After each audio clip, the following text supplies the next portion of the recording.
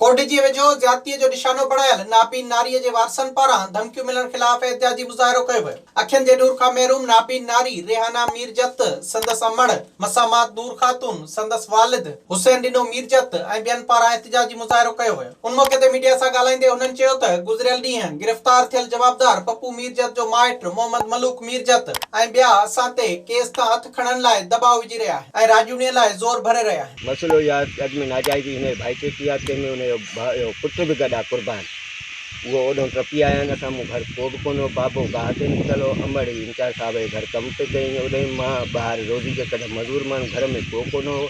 छोकिरी वरी कल्ह शाम जो आयो आहे हिते जज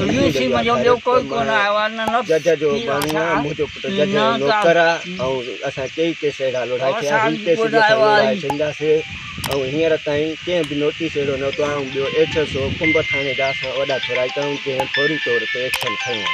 हुननि चयो त असां ग़रीब आहियूं। असांजी अखियुनि जे नूर खां महरूम न्याणीअ सां ज़ालिम पप्पू मीरजत ज़्यादती कई आहे जंहिंजी गिरफ़्तारी बाद असांखे ॻोठ जा वॾेरा ऐं बासर केस तां हथ खणण लाइ ज़ोर भरे रहिया आहिनि। इनकार ते घर में घिड़ी धमकियूं ॾेई रहिया आहिनि। एहतिजाज कंदड़नि डीआईजी सखर फिदा हुसैन मस्तोई खां मुतालबो कयो त इंक्वायरी कराए धमकियूं ॾींदड़ ऐं राजूनी लाइ ज़ोर भरींदड़ बासरनि ख़िलाफ़ कानूनी कार्रवाई करे इंसाफ़ फराहम कयो वञे। विज़िट कयो अवामी आवाज़ मीडिया ग्रुप जी वेबसाइट awamiawaz.pk